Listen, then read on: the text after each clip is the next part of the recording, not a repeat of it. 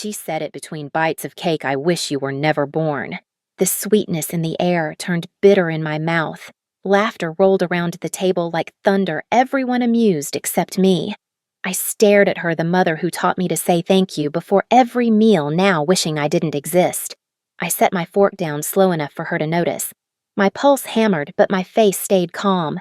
The smile I gave her wasn't forgiveness, it was a warning. And when I finally spoke, just one line, even the ticking clock forgot how to move. My name is Catherine. I'm 32, a high school English teacher in Kansas City. On paper, my life is quiet grading essays, packing leftovers for lunch, feeding the neighbor's cat when she's away. But in my family, quiet never meant peace. It meant invisible. I grew up in a house where love was a spotlight, and it never once turned my way. My mother's world revolved around my sisters, Jessica, the oldest, a born star who could do no wrong, and Amanda, the youngest, a creative spirit who needed extra care. I was the one in the middle, steady, predictable, too easy to overlook. When I was 10, I won a district essay contest. Mom looked up from polishing Jessica's debate trophy long enough to say, "That's nice, honey," then asked Amanda if she wanted ice cream. At 12, I taught myself piano. Dad called it a sweet hobby before turning back to watch Jessica practice her graduation speech.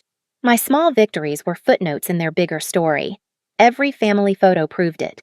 Jessica in front, Amanda leaning on Mom and me, smiling just enough to fill the space beside Dad.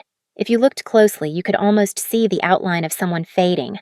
I told myself it didn't matter. I told myself being the reliable one was enough. Birthdays, holidays, graduations. I was there early cleaning dishes before the party ended, refilling glasses before anyone asked. I believed effort could earn affection.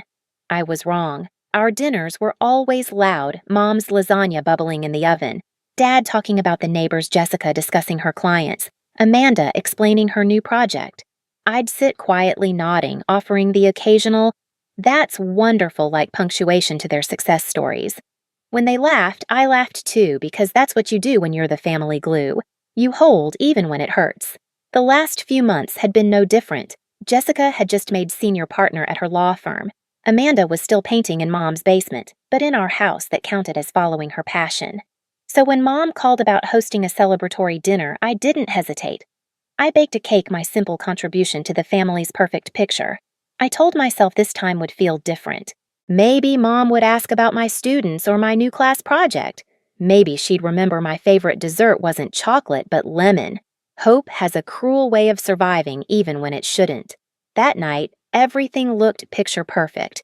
The table set with polished silverware candles flickering against cream china, the scent of garlic and wine filling the room. I arrived early, of course, carrying a bakery box and wearing the same cardigan I'd worn to every family dinner. Mom smiled when she saw me, but it was the same polite smile you give a neighbor, not a daughter. "You made it." Good, we were just waiting on dessert. The evening unfolded like a movie I'd seen too many times. Dad toasting Jessica's big promotion, Amanda pulling up photos of her art on her phone, Mom asking for stories about courtrooms and clients. My moment never came. Every attempt to speak was smoothed over by another laugh, another anecdote that didn't include me. Still, I stayed quiet, kept smiling, and thought maybe silence was safety. The sound of their laughter filled the house echoes of every year I'd tried to belong. Then the plates were cleared, dessert was served, chocolate cake glossy under candlelight, just like always. And as Mom placed the first slice on my plate, she looked right at me, her voice soft and sharp all at once, the same voice that used to sing me lullabies. That's when she said it. You'd think, after all these years, nothing they said could surprise me. But somehow it still did. Maybe because deep down, I still hoped they'd see me differently just once. After Mom's words, the laughter kept echoing. Jessica snorted into her wine glass. Amanda slapped the table, wheezing like it was the best joke she'd ever heard. Dad just smiled that weak, familiar smile, the one that always meant, "Don't make this a scene." I looked around that table and saw every version of my life I'd never get. Jessica glowing with accomplishment. Amanda carefree and adored. Mom proud and centered in the warmth she created for everyone but me. And me, the extra chair, the forgotten utensil, the one who never quite matched the picture frame. They said it was humor, that we were just teasing like families do. But in this family, jokes were weapons disguised as memories. Remember when we told you you were adopted? Amanda giggled, taking another sip. Oh, she cried for days, Mom added, laughing like it was still funny.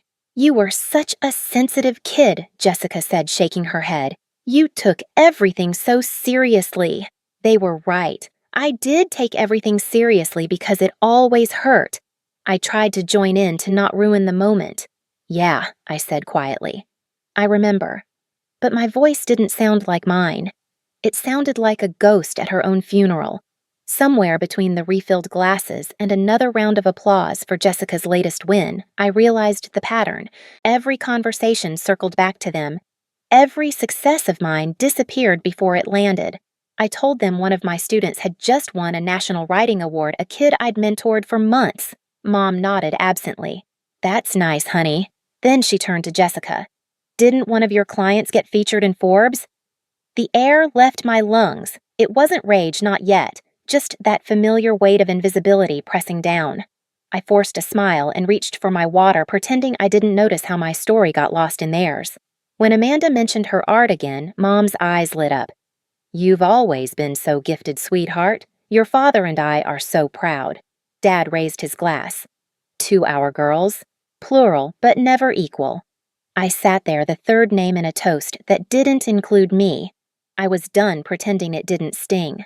As the night went on, the walls seemed to close in. The flicker of the candles, the scrape of silverware, all of it felt louder, heavier. Their laughter blurred into static. I thought about all the times I'd swallowed words to keep the peace, how I'd mistaken silence for strength. And then for the first time, I asked myself a question I'd never dared to before. If I stopped showing up, would they even notice? The thought didn't come with bitterness. It came with clarity, like a window cracking open in a room that had been locked for too long. Mom reached for my hand, still laughing from some joke Amanda made. You know we love you, right, sweetheart? Her fingers were warm. Mine were cold. I didn't answer, because love shouldn't need reminding and belonging shouldn't feel like an obligation. The chocolate cake waited in the center of the table, untouched by me, and for the first time in my life, I realized I wasn't hungry anymore. The room was still glowing with warmth when it happened. Lasagna gone wine half empty, the smell of sugar and burnt wax floating through the air. Mom leaned forward, knife in hand, slicing through the cake with the kind of precision she saved for moments that mattered to her. She was humming something old from the radio when she said it again, lighter this time, like a punchline she wanted everyone to remember. I wish you were never born. Laughter followed like a reflex. Forks clinked, Jessica covered her mouth. Amanda's shoulders shook. It wasn't shock, it was amusement. I stared at the slice in front of me. Perfect layers, clean edges, glossy icing. The kind of dessert you're supposed to savor. But the sweetness turned metallic on my tongue. My hand tightened around the fork. My chest felt too small for the air I was breathing. I heard my father's voice faintly through the ringing in my ears. Come on, it's just a joke.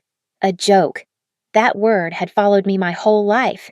Every dismissal, every laugh at my expense had worn the same label. Just a joke. I looked at Mom, her lips pressed together in satisfaction, the room basking in her approval.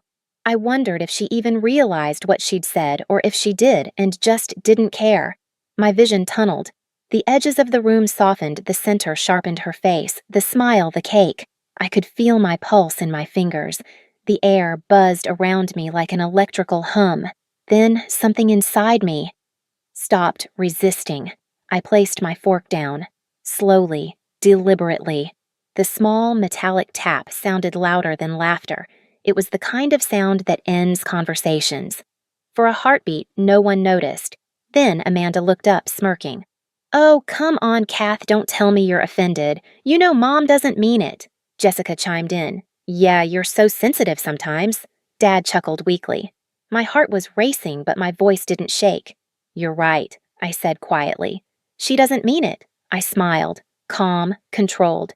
That smile scared them more than shouting ever could. Mom blinked, the laughter dying at the edge of her lips. Well, that's good. I wouldn't want you to take it the wrong way. I didn't, I said. My tone was steady, almost gentle. I just finally heard it the way it was always meant. The silence spread fast like a fuse lit under glass. I leaned back, watching her expression shift. For years, I'd waited for her to see me, and now, for the first time, she actually did, but not the version she expected. My pulse slowed. Everything inside me went quiet. I picked up my bag from the chair. The leather strap felt firm in my hand, grounding me. I looked at them, my mother, my sisters, my father, and realized I didn't hate them. I just didn't belong here anymore. I think I'm done for tonight, I said softly. No one spoke. No one stopped me. The chair scraped the floor, creaked, the candles flickered. I walked out of that dining room, out of their laughter, out of the life where I'd spent 3 decades being invisible. And behind me, as the door clicked shut, the room finally sounded the way it always should have, dead, silent. I didn't cry that night. Not a single tear. I went home, kicked off my shoes, and sat on the edge of my bed, staring at the stillness of my apartment. The same walls that once felt small suddenly felt like freedom. No voices, no laughter that cut like glass, no need to shrink myself to fit inside their comfort. I remember the clock ticking. 10:43 p.m. That's when I made the promise. I wasn't going to fight for a seat at their table anymore. I was going to build my own. I opened my laptop, hands still trembling. New tab. Teaching jobs, Seattle. The idea came like oxygen, far enough away that Mom couldn't just drop by, but close enough that it still felt like the same sky. I filled out 3 applications that night. By morning, I'd sent 10. Every click was a door closing behind me. Days turned into weeks. Calls started coming in first from recruiters, then from my family. Mom's voice on voicemail. "Sweetheart, don't be dramatic. Call us back." Delete. Jessica's message. "You overreacted. We were joking." Delete. Amanda's text. "Mom's worried about you." Delete. For years, I'd been the one smoothing things over, calling back, making peace. But this time, silence was my answer. My absence was the conversation they never let me have. A month later, I accepted a position in Seattle. New school, new city, new start. The movers came on a Friday morning. As they packed the last box, I stood by the window, watching the autumn light pour in. For the first time in a long time, I didn't feel like background noise. I felt seen by myself. Seattle welcomed me with rain, the kind that smells like renewal. I found an apartment near the water, small but full of light. I bought a new desk, a cheap rug, and a plant I kept forgetting to water. Each object was mine, chosen, not inherited. At school, the first week was chaos in the best way. Kids with questions, laughter spilling down hallways, colleagues introducing themselves with warm smiles that didn't feel forced. My new principal, Mr. Reynolds, called me a steady light. I hadn't realized how much I needed to hear that. For the first time, I came home tired, but not empty. My students started trusting me. One of them even left a note on my desk. "You make words feel safe." I kept it folded in my wallet. Back in Kansas City, my absence grew louder. An old neighbor mentioned that Jessica and Amanda had stopped speaking. Thanksgiving plans were complicated. Without me mediating, they finally had to face each other. Without the glue, everything cracked. I didn't need to gloat. My revenge wasn't rage, it was peace. The kind of peace they'd never find sitting around that table. Every time my phone buzzed with an unknown number, I knew it was them. Sometimes I'd let it ring just to feel the power of choice. Silence had become my language. One evening, as rain tapped against the windows, I made tea, the same kind Mom used to brew at holidays. I took a sip, half expecting the bitterness of memory. Instead, it tasted warm, alive. My chest didn't tighten this time. I realized then that I hadn't disappeared. I'd finally appeared in my own life. And the irony, by wishing me gone, my mother gave me exactly what I needed, the freedom to exist without her permission. I closed my eyes, listening to the rain and the hum of the city below. No laughter, no noise, just peace and the quiet satisfaction of knowing that my silence had become their undoing. Years passed, soft and steady, like the rhythm of rain on my Seattle window. Sometimes I'd catch myself wondering if they still sat around that table, the same one where I disappeared. I imagined Mom slicing into another perfect cake, but no one laughing quite the same way. Silence has a way of haunting a room once it learns your name. They reached out less over time. First came the letters, Mom's handwriting trembling across the page. We didn't mean it that way. Then the photos stopped arriving at Christmas. By the 3rd year, the calls slowed to nothing but static. And yet, I wasn't angry anymore. I'd stopped keeping score the day I learned peace doesn't need an audience. My life had grown quietly full. The students I taught made me laugh. My coworkers became friends who saw me not what I could fix for them. And then there was David, a man I met in a bookstore on a rainy Tuesday. He didn't ask about my family. He asked about my favorite author. We talked for hours, and somewhere between coffee refills and paperbacks, I realized I was happy. When we married, it was a small ceremony at a park overlooking the water.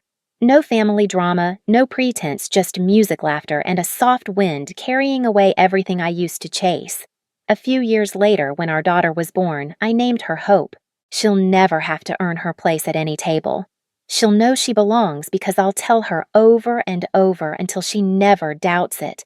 Sometimes, when the house is quiet and she's asleep, I think about that night.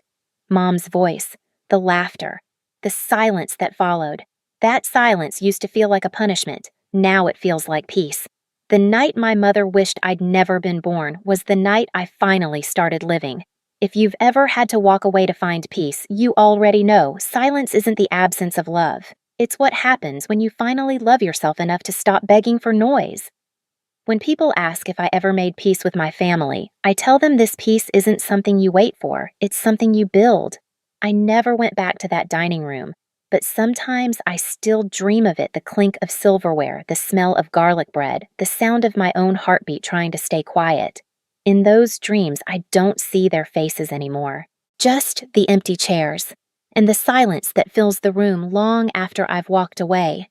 Seattle became home, my classroom, my refuge, my daughter, my proof that love can begin in the ruins of what came before.